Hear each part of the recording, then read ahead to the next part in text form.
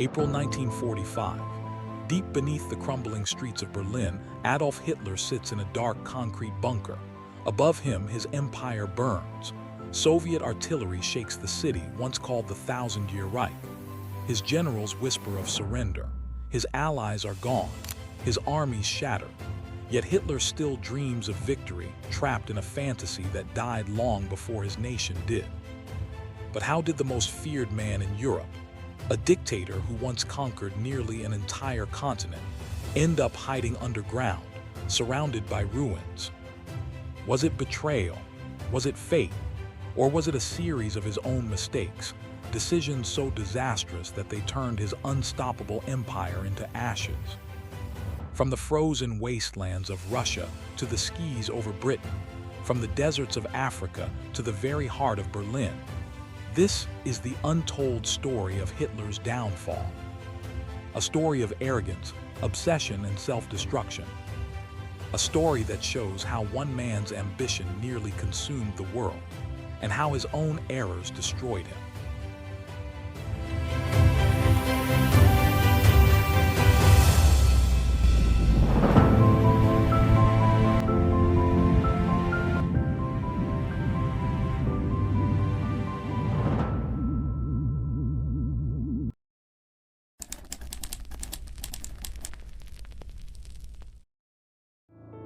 Germany, 1919. The Great War has ended, but peace feels like defeat. The streets of Berlin are filled with soldiers returning from the front, not as heroes, but as broken men. Their uniforms are torn, their faces hollow, their eyes still haunted by the thunder of artillery. The German Empire, once proud and feared, has collapsed into humiliation. The Treaty of Versailles has branded the nation as the sole aggressor of the war, forcing it to pay immense reparations that drain its economy to dust. Factories stand silent, bread lines stretch for blocks, families trade their last possessions for food, children grow up amid ruin, hearing their parents whisper bitterly about betrayal, about politicians, profiteers, and enemies within who supposedly stabbed Germany in the back. It was a myth born of pain, but it spread like wildfire. Amid this despair, a sense of anger brews, invisible at first, but growing every day. The streets become battlegrounds between political factions. Communists waving red flags clash with nationalist militias in brown uniforms. Blood stains the cobblestones of Munich and Berlin as the fragile Weimar Republic struggles to survive. It is in this chaos that a failed artist and ex-soldier named Adolf Hitler finds his voice. He is not yet a leader, just a man filled with resentment, his mind scarred by the trenches of the Western Front and the collapse of everything he believed in. But when he stands before a crowd, something happens. His voice, sharp and commanding, ignites their fury. He tells them they are not defeated, they are betrayed. That Germany did not lose the war on the battlefield, but was stabbed in the back by traitors, Jews, Marxists, and politicians. People who have lost everything find comfort in his anger. His words become their revenge. And slowly, a movement begins to take shape, one that promises rebirth through rage. By the early 1920s, Hitler joins the small and obscure German Workers' Party, soon transforming it into a new political force, the National Socialist German Workers' Party, or simply the Nazi Party. He does not invent their ideology, but he gives it a voice, a symbol, and a terrifying sense of purpose. Hitler understands something that most politicians do not: the power of spectacle. His rallies are not mere speeches, they are performances. He chooses vast halls and open-air fields, choreographs every movement, every pause, every shout. He turns politics into theater, wrapping hatred in grandeur. The swastika, the banners, the torches, the anthems, all designed to make people feel part of something bigger than themselves. In 1923, he attempts to seize power in what becomes known as the Beer Hall Putsch, a failed coup in Munich. The rebellion collapses, and Hitler is arrested. For many, it should have been the end of his story. But prison gives him something far more dangerous than freedom: time to plan. Behind bars, he writes Mein Kampf, My Struggle, a manifesto outlining his vision of a new Germany, one built on racial purity, conquest, and vengeance. He imagines a future where Germany expands eastward, conquering living space for the Aryan race, while Jews and other minorities are systematically removed.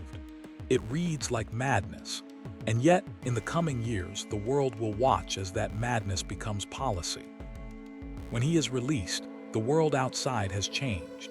Inflation has crippled Germany so badly that a loaf of bread costs billions of marks. People burn banknotes for warmth because money is worthless. The Weimar government is seen as weak, corrupt, and foreign-controlled. And so, Hitler's words, once dismissed as radical, begin to sound like salvation. By 1933, through a mix of political maneuvering, propaganda, and intimidation, Hitler becomes Chancellor of Germany. Within months, democracy is dead. The Reichstag burns, opposition parties are banned, and the German people are told they are witnessing the birth of a new era, the Third Reich, destined to last 1,000 years. The first years of Nazi rule are a paradox oppression wrapped in prosperity. Hitler knows that to control the people, he must first win their loyalty. So he rebuilds Germany's pride, not through freedom, but through fear and spectacle. Massive public works projects like the Autobahn put millions back to work. Propaganda films celebrate a united, disciplined nation rising from the ashes. The press is silenced, but the people cheer. They see jobs, parades, and flags, not the prisons filling with dissidents. Behind the illusion of progress lies the true engine of the Nazi state, militarization. In secret at first and later openly, Germany begins to rearm, violating the Treaty of Versailles. Factories that once built civilian goods are converted to produce tanks, planes, and weapons. The Wehrmacht, Germany's army, is reborn, trained under a new doctrine of lightning-fast warfare, blitzkrieg or lightning war. The SS under Heinrich Himmler grows from a personal guard unit into a shadow empire of terror. The Gestapo hunts political enemies, while propaganda minister Joseph Goebbels ensures that every newspaper, film, and radio broadcast tells the same story. Hitler is Germany, and Germany is Hitler. Meanwhile, Jews and other minorities are systematically excluded from public life. The Nuremberg laws strip them of citizenship, turning lifelong Germans into stateless outcasts. Businesses are boycotted, synagogues vandalized, and newspapers publish caricatures designed to dehumanize. The groundwork for something far darker is being laid, a war not just of conquest, but of annihilation. Yet to the outside world, Hitler seems unstoppable. He rebuilds the military, restores the economy, and commands the loyalty of millions. Foreign leaders watch nervously, unsure whether to challenge him or appease him. And while they hesitate, he acts. In 1936, German troops march into the Rhineland, defying international treaties, and no one stops them. In 1938, Hitler annexes Austria, calling it the homecoming of German blood. Then comes Czechoslovakia, carved up piece by piece. The world watches in silence. Each success feeds his delusion of invincibility. The war machine is ready. The Empire of Fire is complete. September 1st, 1939. At dawn, German tanks roll across the Polish border. Planes scream overhead, dropping bombs that light the sky like lightning.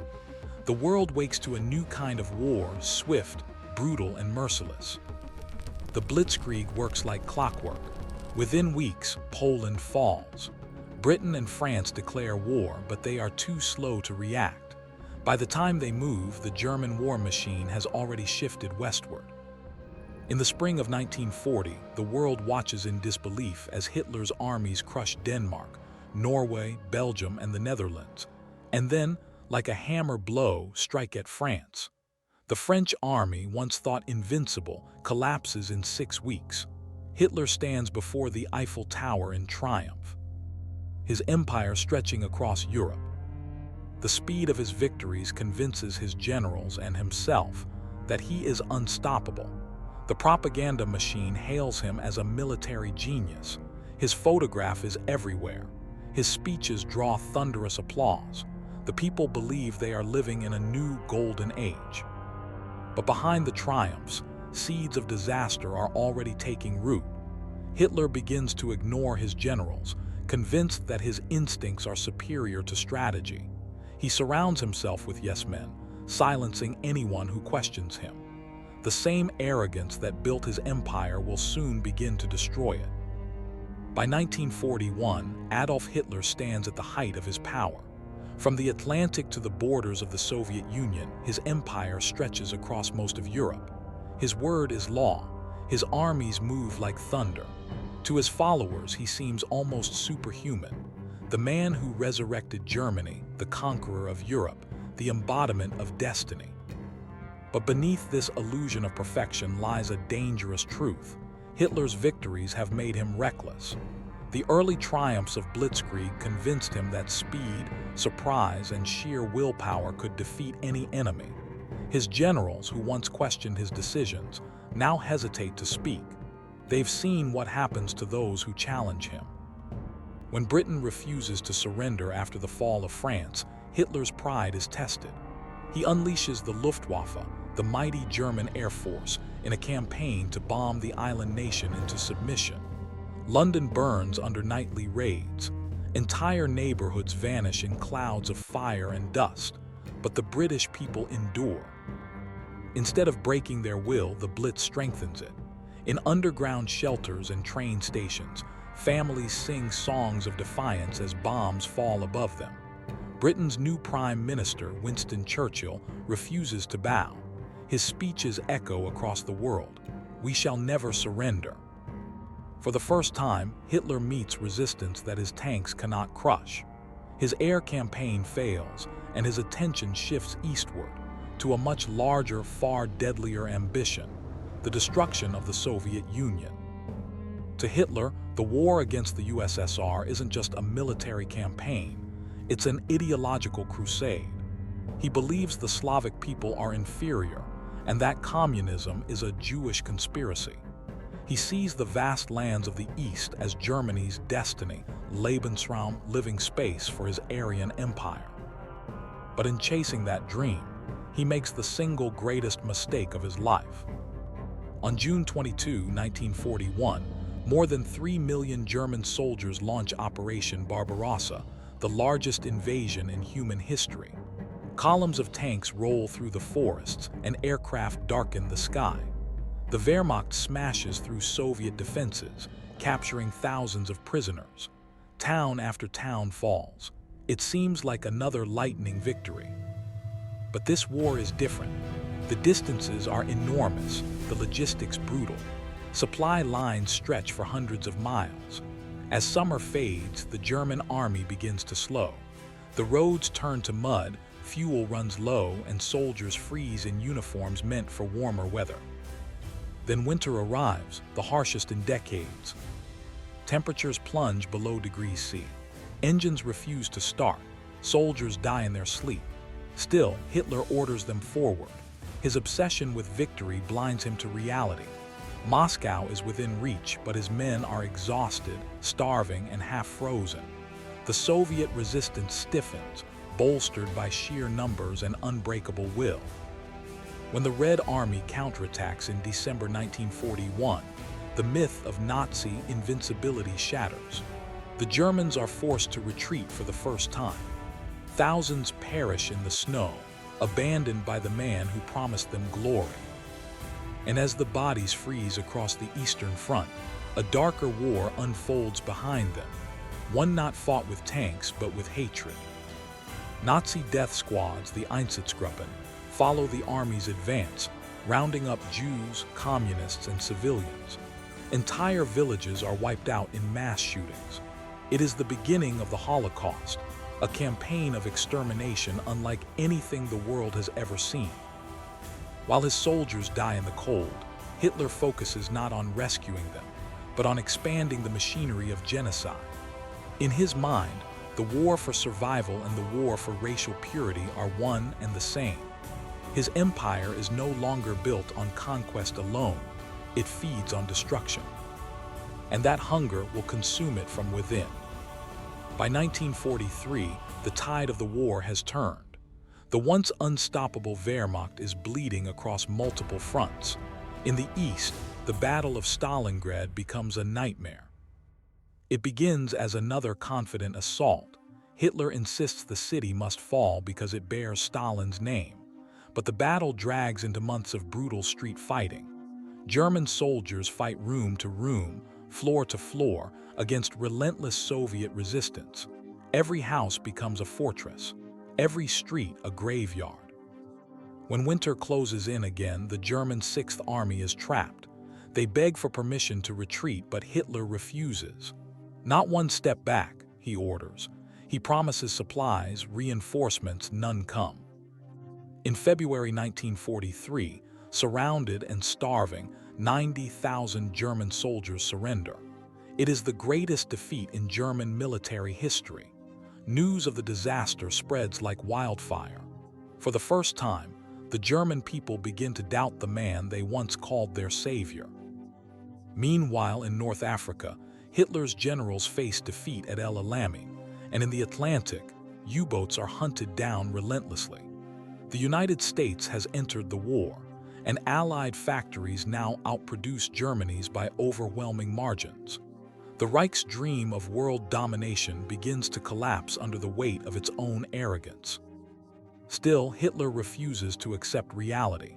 He isolates himself in his headquarters, moving pins on maps that no longer reflect the truth. Generals who bring bad news are dismissed or executed. Science, strategy, and logic give way to superstition and rage. In 1944, as the Allies storm the beaches of Normandy, the final act of the Nazi Empire begins. The Wehrmacht fights with desperate courage, but it is a lost cause. Hitler retreats to his bunker in Berlin, surrounded by a shrinking circle of loyalists, clinging to fantasies of counterattacks that will never come. Outside, the city he built as a symbol of power burns. Soviet artillery pounds the streets. Civilians flee through rubble and smoke. Even as the Red Army closes in, Hitler refuses to surrender. His empire, once envisioned to last 1,000 years, has lasted barely 12. On April 30, 1945, Adolf Hitler ends his life in the bunker beneath Berlin. Above ground, his Reich dies with him. The once mighty war machine he built from fire and fury lies in ruins, its cities destroyed, its leaders hunted, its crimes exposed to the world. The world that emerges from the ashes is forever changed. 6 years of war have left tens of millions dead. The myth of invincibility, the illusion of destiny, all shattered by the same arrogance that created them. Germany will rebuild, but the scars, moral, emotional, and physical, will remain for generations. And so ends the story of the Empire of Fire, not with triumph but with silence, not with glory but with shame. For in the end, Hitler's greatest enemy was not any foreign army. It was himself. His own pride, his blindness, and his hatred turned his victories into disasters, his dreams into nightmares, and his empire into ashes. The flames he lit to shape the world consumed him, and everything he touched.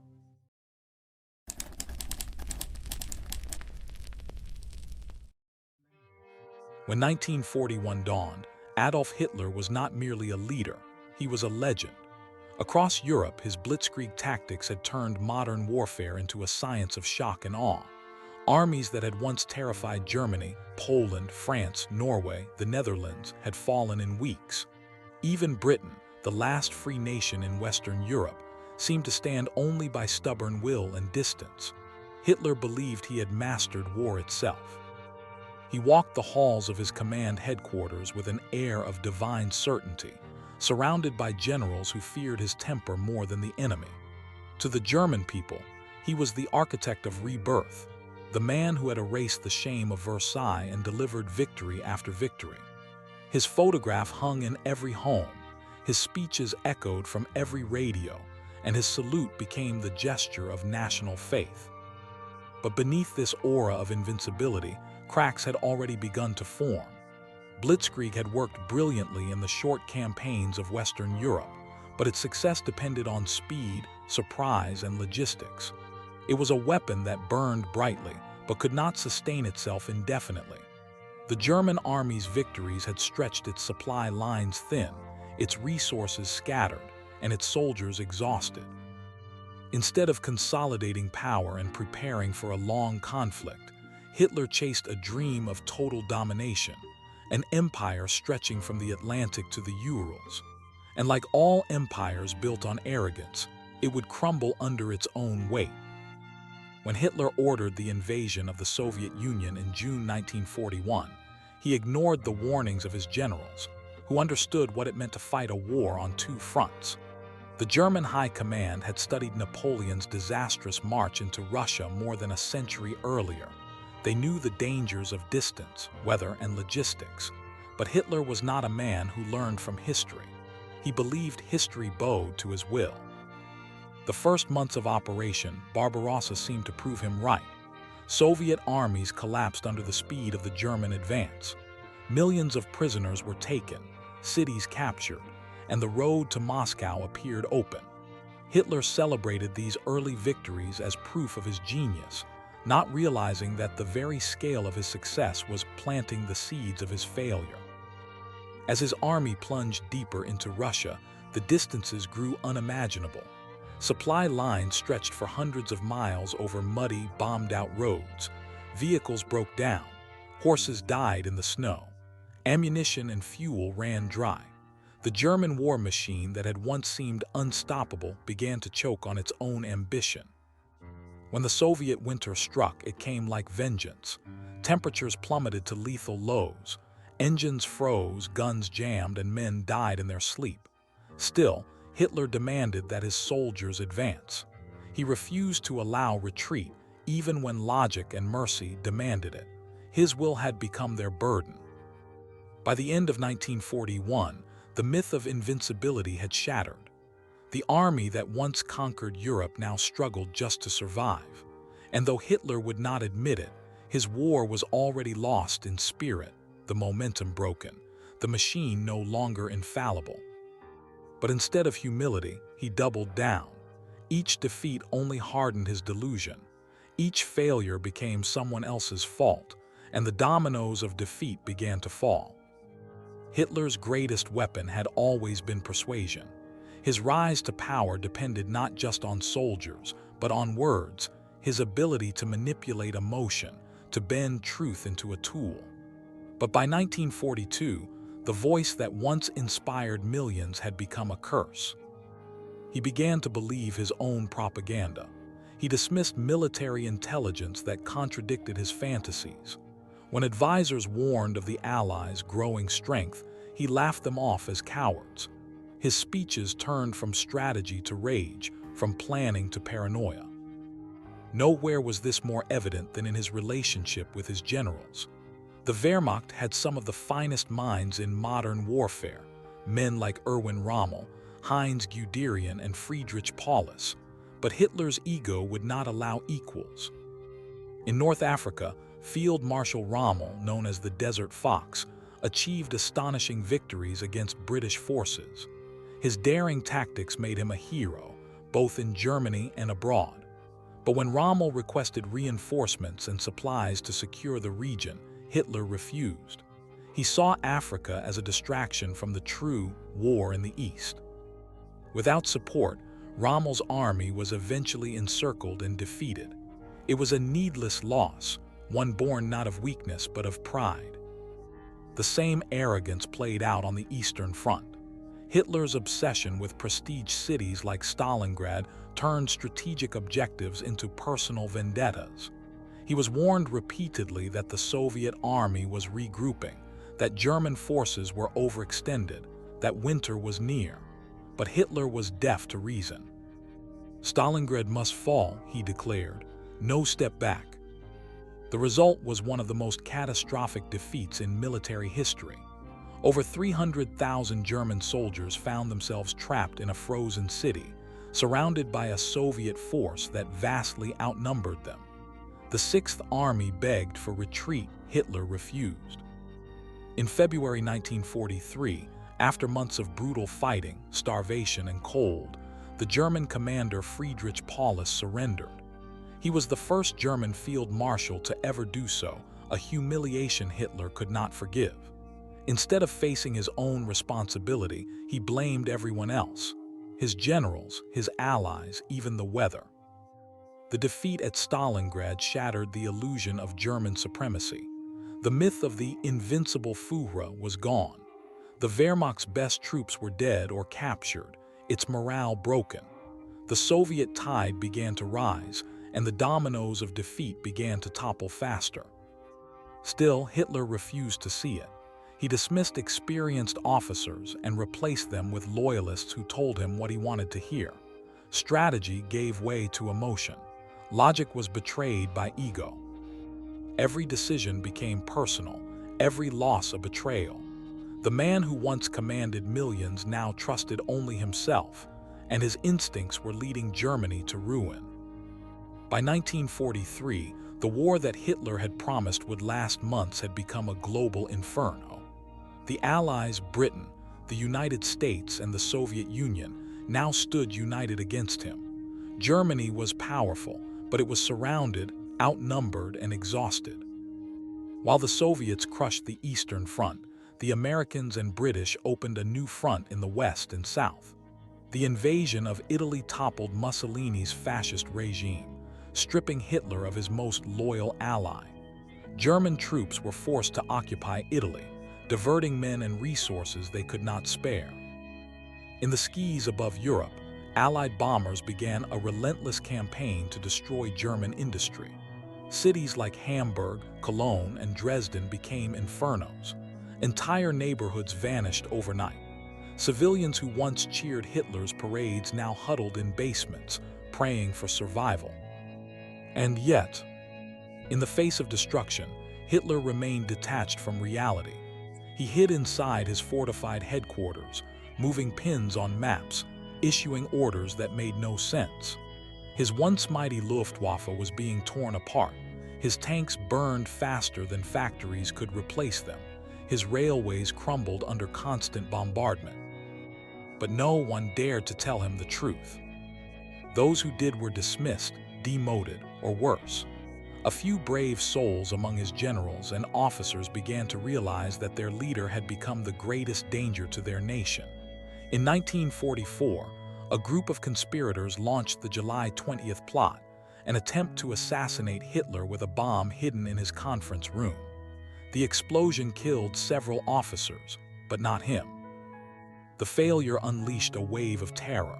Thousands were arrested, tortured, or executed.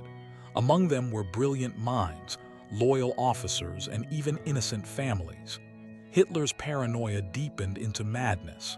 He was convinced that betrayal lurked in every shadow, that fate itself was conspiring against him. Meanwhile, the Allies advanced on every front. In June 1944, the D-Day landings in Normandy opened the long-awaited Western Front. Within weeks, France was liberated. The Soviet army was pushing west at unstoppable speed. The Reich was collapsing, not from one defeat, but from 1,000.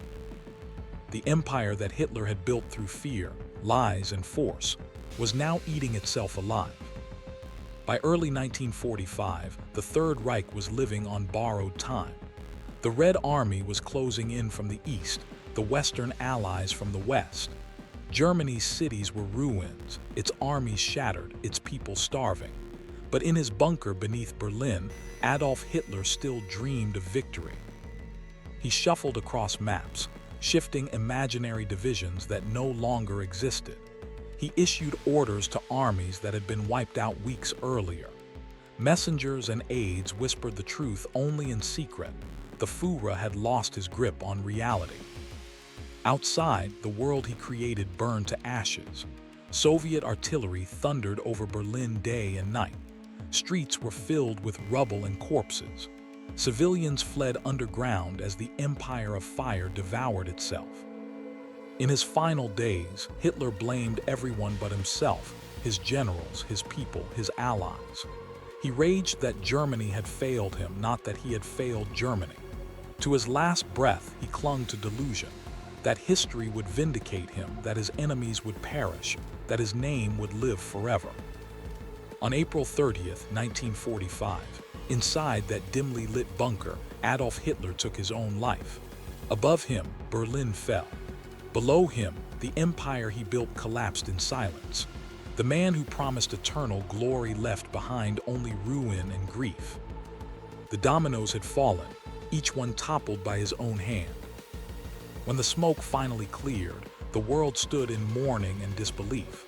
Tens of millions were dead, entire cities erased, humanity itself scarred by the cruelty and arrogance of one man's ambition. But out of that darkness came something unexpected, a vow. The world rebuilt, nations rose again, and from the ruins of the Reich came a promise that such tyranny would never be allowed to rise again.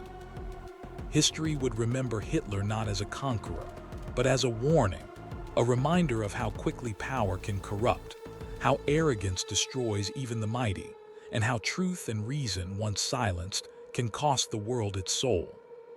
His empire of hate had burned the world, and in the end, it burned itself.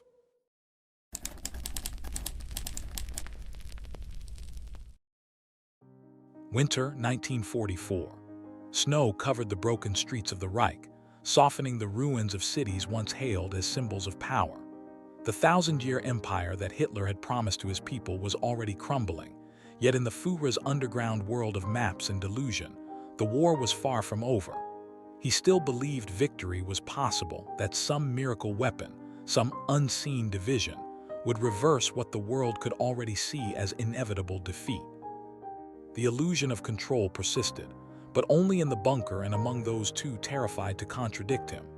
Outside, the empire was dying in slow motion. The Allied bombings had reduced German cities to smoldering landscapes of twisted steel and brick. The once proud Luftwaffe had been beaten out of the skis. The Wehrmacht, the great machine that had conquered Europe in mere months, was now fighting on two fronts, exhausted and outnumbered. Yet propaganda still flowed. Radio broadcasts declared that Hitler's genius would soon turn the tide, that secret weapons, the V-1 flying bombs and the V-2 rockets, would force the enemy to its knees. But for the German people huddled in air-raid shelters, listening to the thunder of explosions overhead, hope had already turned to dread. They no longer asked if Germany would lose, only when, and what would come after. In Berlin, Hitler's circle had grown smaller and more paranoid. Every day brought new accusations of betrayal. Once loyal generals were dismissed, humiliated, or executed. The Führer's health was failing, his hands trembled, his body weakened by years of amphetamines and sleepless nights. Still, his belief in his destiny remained unshaken. If the German people are not strong enough to win this war, he raged, then they deserve to perish. It was a chilling statement, not of leadership, but of vengeance.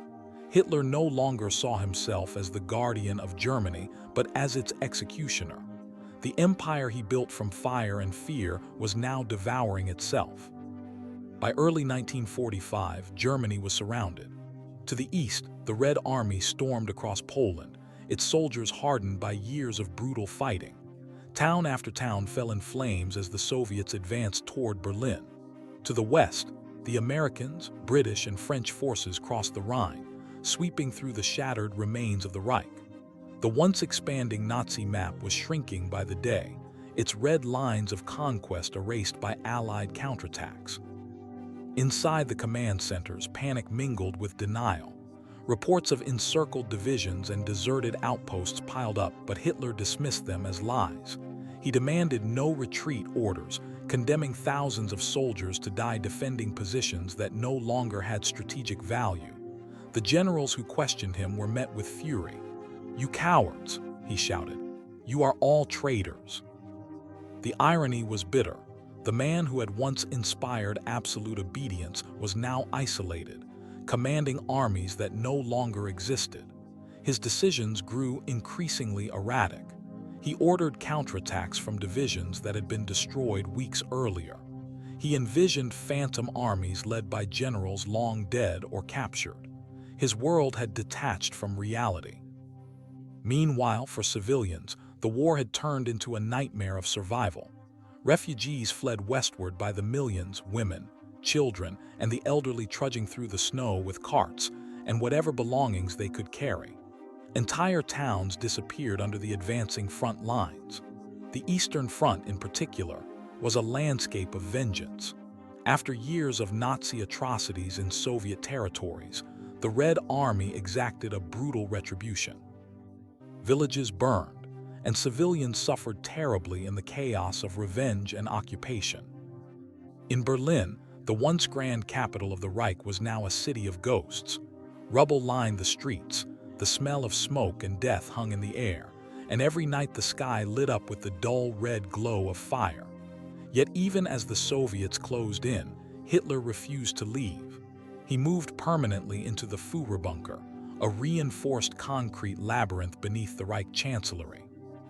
There, deep underground, surrounded by his shrinking circle of followers, he prepared to fight a war that already existed only in his mind.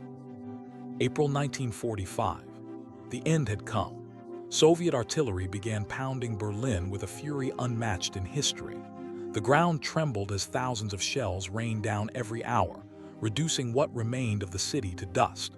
Civilians took shelter in basements, clutching what little food they had left, while soldiers, many of them teenage recruits and old men, manned barricades and anti-tank guns against an unstoppable enemy. The Battle of Berlin was not a fight for victory. It was an act of despair.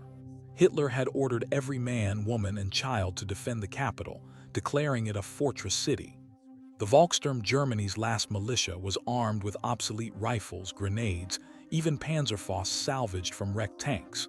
They fought bravely, but hopelessly. The Red Army advanced street by street, building by building, in a brutal urban war that claimed tens of thousands of lives.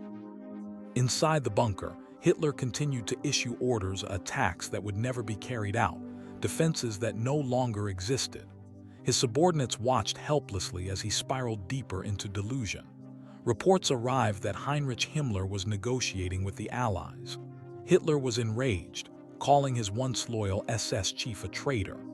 Goebbels, the propaganda minister, stayed by his side, vowing to share his fate. Eva Braun, Hitler's longtime companion, joined him in the bunker, marrying him in a brief, desperate ceremony on April 29th. That same night, Hitler dictated his final political testament, a document filled with blame, denial, and self-justification. He accused his generals of betrayal, his allies of weakness, and his enemies of conspiracy. He refused to accept responsibility for the war's destruction, insisting that history would vindicate him. But history was already writing its verdict. On April 30th, as Soviet troops fought their way into the city center, Hitler and Eva Braun retreated to his private quarters. Outside, the walls shook with explosions. The empire was gone. The thousand-year Reich had lasted barely 12. At around 3:30 p.m., a single gunshot echoed through the bunker. Hitler was dead. His body, along with Eva Braun, was carried upstairs, doused in fuel, and burned in the Chancellery garden as the Red Army closed in. The nightmare was over, but the world that emerged from it would never be the same. When the guns finally fell silent in May 1945, Germany lay in ruins. Entire cities were reduced to rubble, millions were dead or displaced. The Reich that had once stretched across Europe was now divided and occupied. The Allies uncovered the full horror of the concentration camps, Auschwitz, Treblinka, Dachau, revealing to the world the true extent of Nazi crimes. The myth of Hitler's greatness crumbled under the weight of truth. The men who had followed him faced justice at Nuremberg. Generals, ministers, and SS officers were confronted with evidence of genocide, mass murder, and crimes against humanity. Some denied their guilt. Others admitted they had simply followed orders. But the world had changed. Obedience was no longer an excuse. For ordinary Germans, the reckoning was personal. They faced hunger, occupation, and the haunting question: how did we let this happen?